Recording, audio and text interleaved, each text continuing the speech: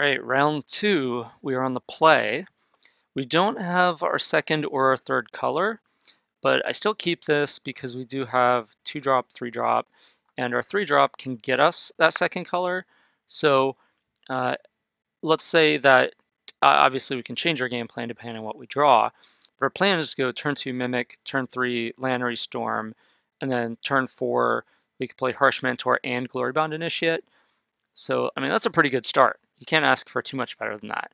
So even though we only have mountains, Captain Lannery Storm helps fix our mana too.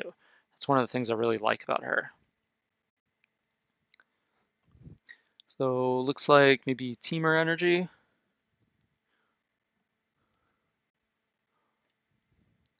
No, I'm just not sure what's going on here. So we just get in some beats. So cut to ribbons. Dealt with our thing. Okay. Well, we could play Harsh Mentor, and we could play Glorybound Initiate. They get bigger from Mimic, attack. All right, take a damage from the map. Didn't find what you're looking for. Is this lethal here? I'm gonna exert, so that's 5, 6, 7, 10, put you to 1, okay. And so the reason that we played Thopter Arrest there is because the opponent has a treasure map on 2 counters. They're at 1, so they can't activate it because of Harsh Mentor, they die. But if they, let's say, have a removal spell, they go, like their way out of this game basically is find something like, I don't know, a Sweltering Suns or something like that, kill other creatures, and at that point they can activate the map and not take the damage, and then it transforms, and then they can start drawing cards, and that's how they could kind of pull away with the game. So I thought for Arrest to get rid of that treasure map so that that won't happen, so that if they Wrath us, they're still just at 1 and trying to stay alive. And we have another threat in our hand, and then the top of our deck, we're at 25 life.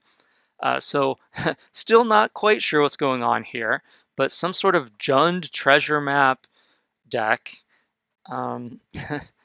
Okay, so the way that I would sideboard for this matchup, given that I would assume that it's some kind of Jund control deck or Jund ramp deck, since it does have treasure map and it has, you know, Ifnir Deadlands, and they didn't play any creatures all game. So I would sideboard for this the way I would a control deck. So basically, you want to bring in Ixalan's Binding, you want to bring in Chandra, you want to bring in Glorybringer, you want to bring in the extra land. In this case, I have Scavenging Grounds. And then I want to bring out like Thopter Arrest, Lightning Strike, Magma Spray. And then the last card to bring out, I think that I want to bring out Harsh Mentor because they probably only have map as the only thing they're activating. But then, who knows if Tocatli is any good. Maybe Tocatli is worse than Harsh Mentor. A Braid could come in as a way to deal with the map, something like that. So for the last couple of slots, I'm not sure. But the main thing we want to do is we want to cut some of the removal spells and bring in Chandra and Glorybringer. So game 2, we want to, on the draw, I don't think that we can keep this, even on the draw. If we somehow knew that the top card of our library is a land, I think that I would keep this, especially if it's a red land. But given that we don't know that, if we just brick on a couple of draw steps, this hand is just really bad. If you removed any card other than the plains from this hand and it were a 6-card hand, I would keep, because then you get to scry. So a scry plus the draw means we have 3 chances to hit the land instead of 2. So that's the difference between a 6-card hand and a 7-card hand. I would mulligan this on 7. So the 6, this is actually better. We have the lands. And the other cool thing about this deck is it's a Hazoret deck. So much like Ramanap Red, we're not actually punished that much for mulliganing. It could actually make our Hazoret better, by coming out, being able to attack a turn quicker. So it's okay to mulligan to 6, to 5, to whatever with this deck, because, I mean, we can still pose a legitimate, we can still play a legitimate game because of Hazoret. We're not just, a little weenie deck that gets run over because, it can't beat a pair of lightning bolts or whatever. We actually have Hazoret, which can take over the game by itself. So we see Glorybringer on top. This is an interesting one. And I believe I keep because, well, we have our turn 2 play. We have our turn 4 play. We do want to empty our hand for Hazoret, but then if our Hazoret gets dealt with, like, we want more threats. You know, like this hand, if it has anything, it has like kind of too much mana. It has all the mana at once. Like it can cast everything except Glorybringer. So as soon as we draw another land, we can cast Glorybringer. In the unclaimed territory, we can name Dragon because with Mountain and 2 Courtyards, we can cast any of our humans in our deck. We don't need double red for any creature other than Glorybringer. So naming Dragon isn't going to hurt our mana. So we have the mana, the double red for the Dragon. And so basically, if we draw another land, great, it helps us cast the Dragon. If we don't draw any more lands, okay, well, fine, you know, we're just on the Hazoret plan. We just discard the Glorybringer to Hazoret. Who cares? Whatever, you know? The Glorybringer is the great last card to have in hand when you have a Hazoret on the board, because there's basically no way it can go wrong. So yeah, we're going to keep that on top.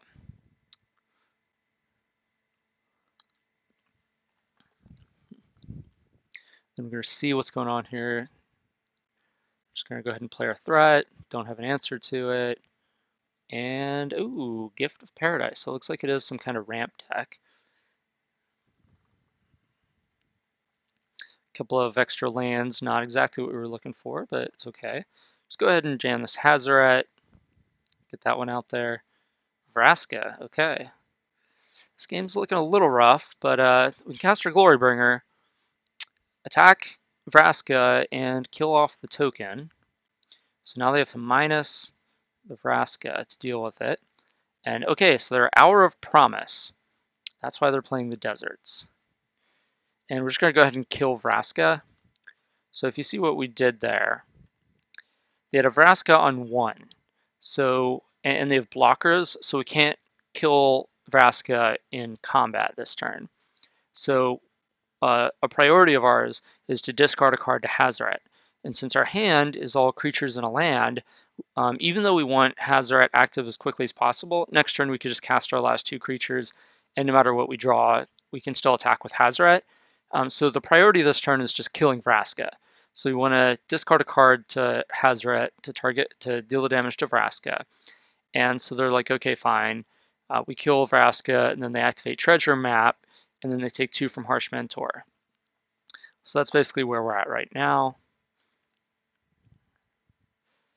And now, I mean, they only have 2 cards in hand. Like, we're pretty far ahead. It has to be something good. What? What? Jundbirds Invocation? Whenever you cast a spell from your hand, reveal the top X cards of your library, where X is that spell's converted mana cost. You may cast a card revealed this way with converted mana cost X or less without paying its mana cost. Put the rest on the bottom of your library in any order.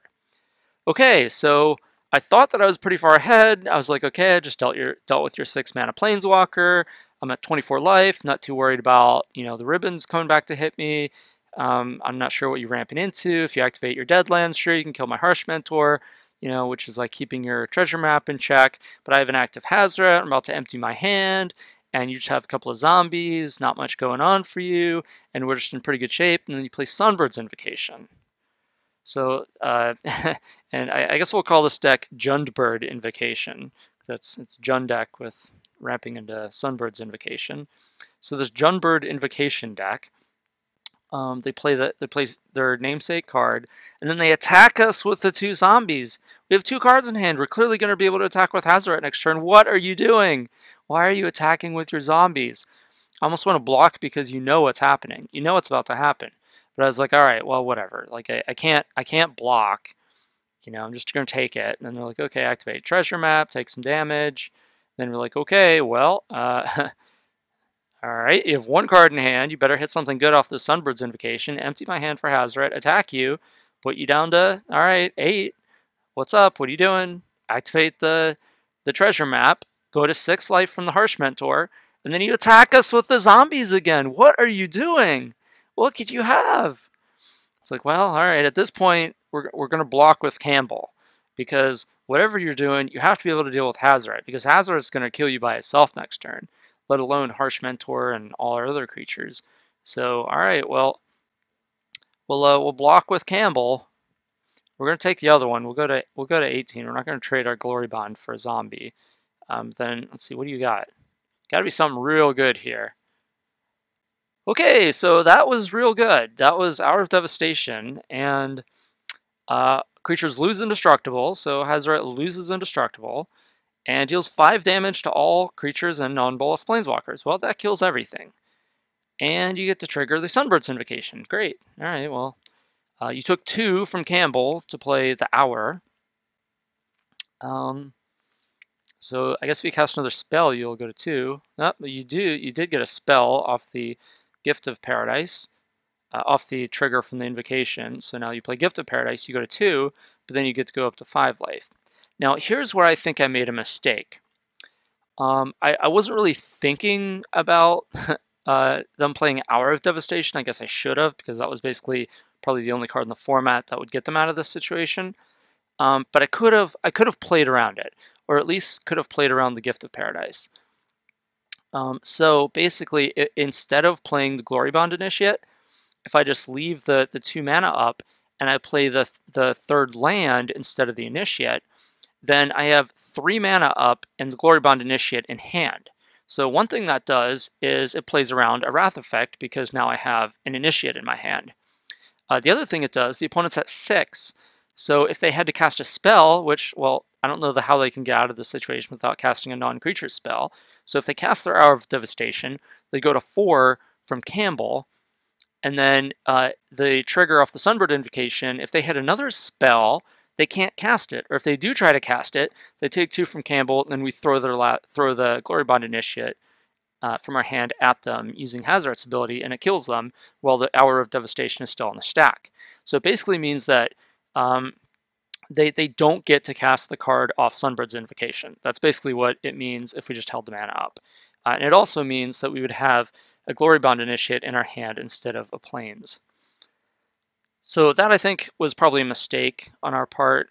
I don't know that it would have cost us, because it just means they don't get to cast the gift, but then they're still basically at the same life total. And we have a Glory Bond, but I don't know that that's going to be enough, given how things progress after this point. So we'd play our Glory Bond Initiate, they would draw some cards, they would kill our Glory Bond Initiate with If No Dead lands. So they play another Sunbird's Invocation. Yep. This game was looking good, then they cast Hour, and it's not looking so good now.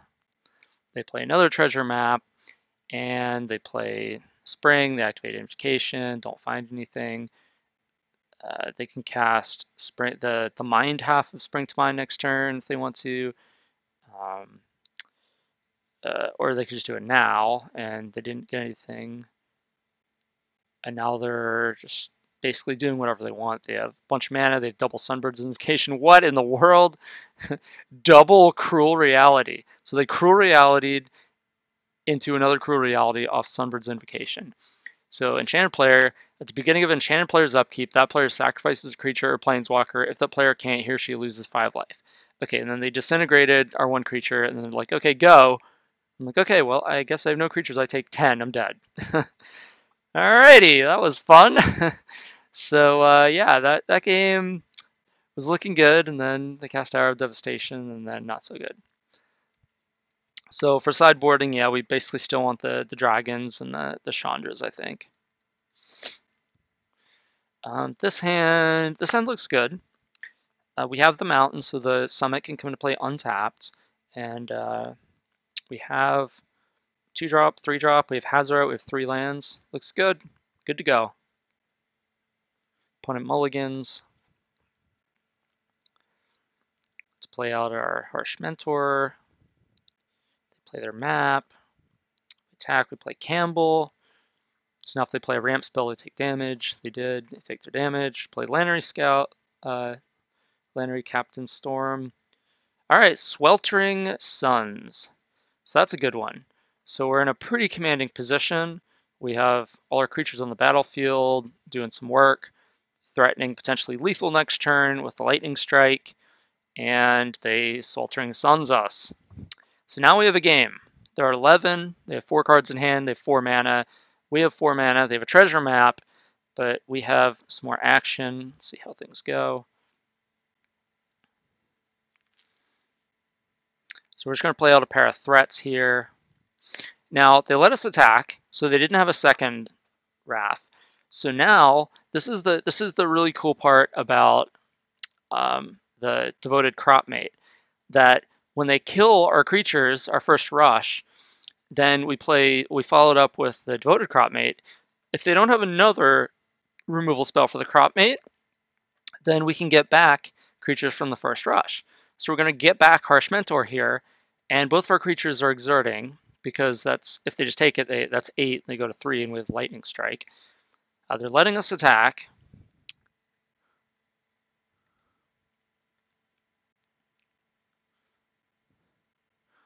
Then they kill the Glorybound Initiate. Okay, so we don't have lethal this turn, but they do take 3 and go to 10.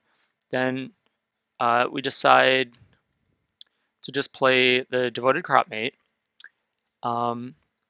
because now we're trying to basically set up for the Hazoret the following turn. But then what they did, they played Hour of Promise. So they got a couple of deserts and a couple of zombies. So now our plan is to kill their zombie and start attacking them. And here, since basically if we played the Hazoret, we couldn't attack with it. So we'd rather...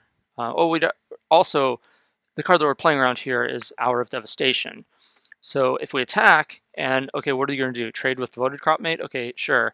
Next turn we have you lethal with the Hazoret, the Cropmate, and the Mentor anyway.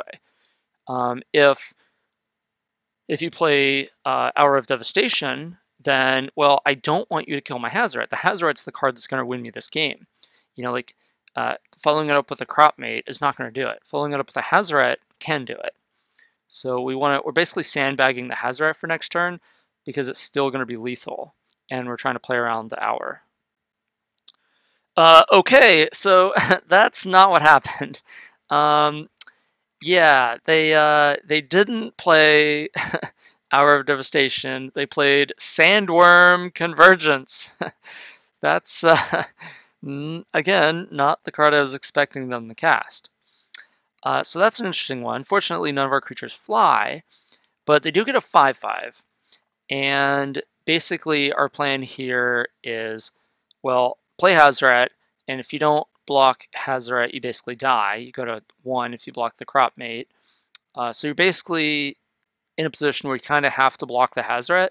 So let's say that, what's the worst thing they can do next turn? Cast Hour of Promise again? Or, I'm sorry, Hour of Devastation to kill our Hazoret? Well, okay, then you go to 3, and I have a Chandra. So that's okay, but you basically have to block the Hazoret and lose your Worm in this spot. And I can't just not play Hazoret here. So yeah, it's basically like, okay, well, if you just have everything, you have everything. But given the way this game is going, we're basically forcing them to block Hazoret and go to 3. What do you got? Hour of Promise. Okay, that's a couple of blockers. But you're at 3, and we have a lot of stuff going on. So end step, they get a third blocker in the form of this Worm. So now our line, we can, we have to take a card out of our hand in order to attack with Hazoret. And if it's Chandra, then we're kind of putting them in a spot where they have to just chump block everything to stay alive, which is a pretty reasonable spot to put them in.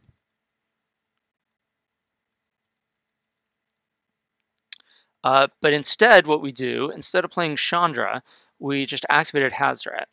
Now, the reason that we did that was because, again, we already saw Hour of Devastation is a card that they have in their deck.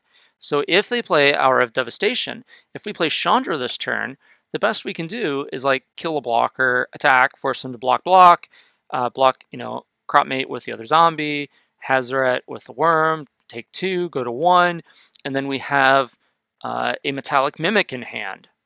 And so if they Hour of Devastation, kills Chandra, kills Hazoret, kills Cropmate, kills Mentor, and we just have Cropmate and they're at 1.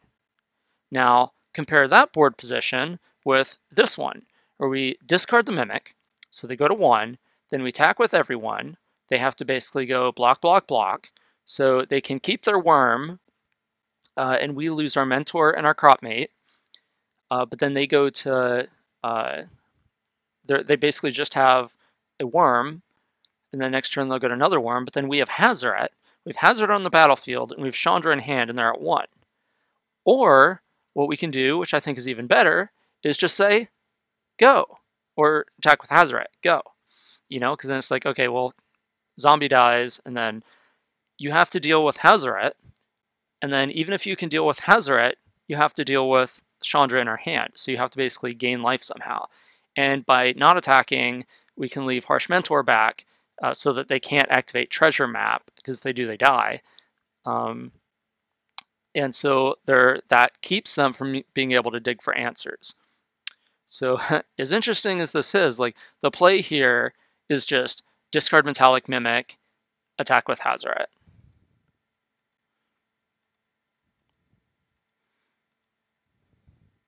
That's what I do. They just chump block. So what do? They draw land, and what can they do? All right, so they try to activate if near dead lands, because I guess their plan was, all right, I'm at 1. I have enough mana where I can sack a Deadlands to hit Hazoret, sack the other Deadlands to hit Hazoret. So they're basically sacking 2 deserts to the 2 Deadlands to get rid of the Hazoret, and then they can make a worm. They got like worm, worm, zombie, and we have just these 2 creatures. I mean, we still have them because we have Chandra in our hand, because we played smart last turn. But since we didn't attack with the Harsh Mentor, well, they can't even activate their land because it's a non-mana ability. So they still take the 2 damage from the Harsh Mentor, and they die anyway. So that was an interesting match. The opponent's deck was pretty sweet. I think that's what they basically said about our deck as well. Yeah, they're like, I really like your deck. Didn't think humans had this much synergy with such a small card pool. Well, they guess we showed them. So yeah, good games.